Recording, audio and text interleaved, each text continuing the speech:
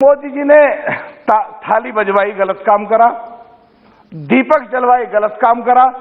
अरे मंदिर में जाते हो, घंटा बजाते हैं, उसका क्या अर्थ है फिर? क्या कभी राहुल गांधी जी बैठे सदन में मेरे सामने, या प्रियंका गांधी जी बैठे हैं, कभी कहीं ऐसा हुआ या कहीं गरीब घर में गए हो, खाना खाया हो और कहीं पे फोटो खिंचवाया हो? हमें एक्चुअल में ना उधर की चिंता नहीं है, और ना हमारे जाने वाले। तुम लोग ना भाग जाओ, सोच लो। बहुत धन्यवाद बोलने का मौका दिया। कितनी मिनट मिलेंगी मैडम वो बता दो, उतनी मिनट में ही खत्म कर दूंगा। 5 मिनट। 5 मिनट हमारे 10 MP को और 7 मिनट वालों को 45 मिनट मेरे हिसाब से। 45 मिनट किसी को? रंजन साहब 45 मिनट का नहीं, चलिए साहब, वो बहुत बहुत धन्यवाद। बीजेपी का टाइम मिला। थैंक यू, बहुत बहुत आपने बोलने का मौका दिया। अभी हमारे साथी मनीष तिवारी जी, हम यूथ कांग्रेस में साथ काम किया, बोल रहे थे कि जब लॉकडाउन लगा था 4-5 दिन बाद मजदूरों को अलाउ कर दिया। मैं उसमें संशोधन करना चाहता हूं कि 4-5 दिन नहीं थे, 2 महीने के करीब बाद थे। दूसरा कहना चाहता हूं, हमारे साथी कांग्रेसी जब यहां बोलते हैं तो जो उनकी प्रदेश में सरकार होती है, थोड़ा सा उनको भी देख लें जब वो बोल रहे होते हैं, क्योंकि यहां उनका बोलना कॉन्ट्राडिक्ट करता है आपस में उनकी प्रदेशों के सरकारों के लिए। पर एक बात मैं कहना चाहता हूं, अगर लॉकडाउन लगने से साथ साथ या लॉकडाउन लगने से करीब 4-5-6 दिन पहले अगर मजदूरों को जाने की इजाजत दे दी जाती तो ना भगदड़ मचती, ना मजदूर परेशान होते, ना बेरोजगार होते, ना रास्ते में मरते, सही तरीके से अपने गांव में पहुंच जाते। और जब लॉकडाउन खुला, जब उनको सरकारें, चाहे इनमें कहीं पे प्रदेशों की कांग्रेस की सरकार थी, चाहे देश की सरकार थी, उनको जब मजदूरों को बुलाते और अपने उनको खर्चों की सुविधाएं दी जाती, तो मेट्रोपॉलिटन सिटीज में जो बहुत बहुत बड़े प्रोजेक्ट रुके और देश में जो इंफ्रास्ट्रक्चर के जो प्रोजेक्ट रुके वो भी नहीं रुकते, और तमाम बिजनेस बहुत जल्दी लाइन पे चढ़ता और देश की इकोनॉमी ठीक रहती, और मोदी जी का सपना $5 ट्रिलियन की इकोनॉमी पूरी हो जाती। कहां कमी रही? आप लोग भी कम से कम इनमें कमियां निकालते हो, इनमें तो छोड़ दो निकालना, इनके तो अपना आप ही हो लिया काम। आप लोग भी ऐसा ठीक थोड़ा बहुत काम कर लो जो देश की जनता को ठीक तरीके से सुविधा मिल सके। दूसरा साहब, एक बात और, थोड़ी देर बोल लेने दो भाई, जो 2 मिनट का टाइम मिला है, बोल लेने दो यार, बोला सब बोल लेने दो सब। ये हाँ, बिट्टू तो बोलेगा ही जो सब। थैंक यू बिट्टू जी का, इसने मुझे एक बात याद दिला दी। मनीष तिवारी बहुत बढ़िया बोले कुछ बातों में, और जब वो यहीं बैठे थे तो बिट्टू ने कहा वो तो चले गए, क्योंकि ये खुद तो नेता बन के बैठ गया, ये उसे भगाना ही चाहता पार्टी से भी। सब एक चीज और कहना चाहता हूं कि आजकल जितना भी ये कोरोना महामारी के बाद जो चीजें चल रही हैं कि मोदी जी ने थाली बजवाई, गलत काम करा।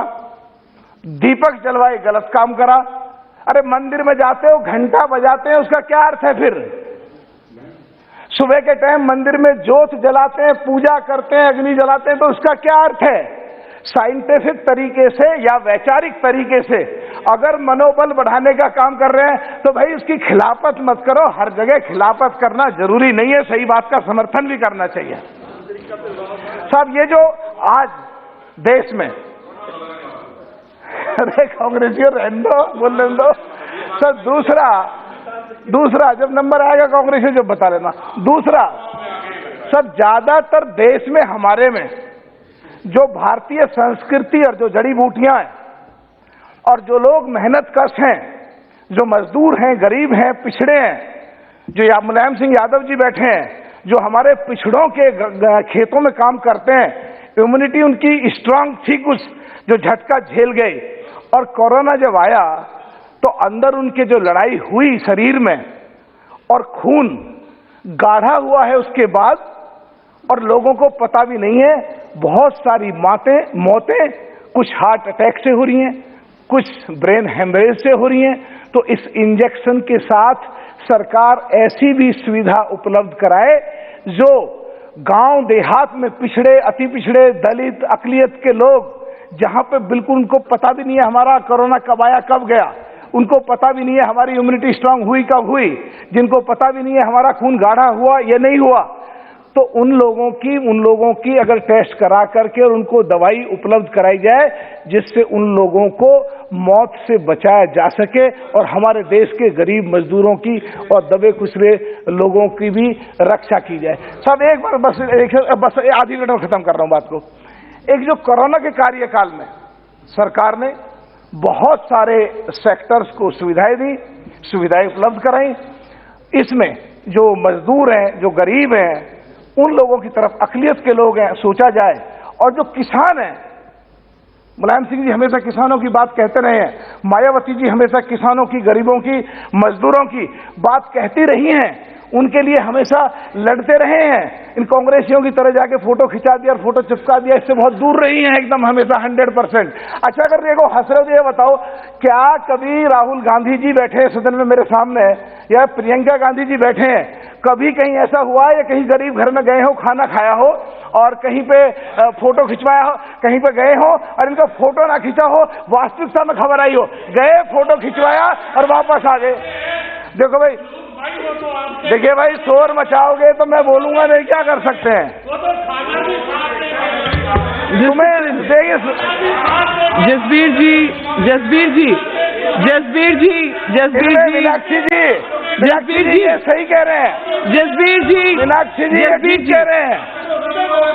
मीनाक्षी जी, जसबीर जी, अध्यक्ष जी, प्लीज अध्यक्ष जी, ये विवादित करना चाहते हैं, ये विवादित करना चाहते हैं। असलियत में दिक्कत एक है, आप खत्म इनके गलत नीतियों की वजह से हमारी पार्टी अस्तित्व में आई, इनकी गलत नीतियों की वजह से आप लोग अस्तित्व में आए। सब खत्म कर रहा हूं बस। और इनको हमने 10 साल भारत सरकार में सपोर्ट करा, 5 साल राजस्थान में सरकार में सपोर्ट करा बगैर हिस्सेदारी लिए, और इन्होंने 10 साल को भी भूल गए, 5 साल के सपोर्ट को भूल गए, हमारे 6 विधायक तोड़ के ले गए, डाका डाल दिया। इन्हें कैसे छोड़ दें हम, कैसे पकड़ दें इन्हें हम? बस खत्म सर, मैं अभी कर बस खत्म अपनी एक गिल साहब सुनो, सब वापस खत्म कर रहा हूं। हमें एक्चुअल में ना उधर की चिंता नहीं है, और ना हमारे जाने वाले, तुम लोग ना भाग जाओ, सोच लो।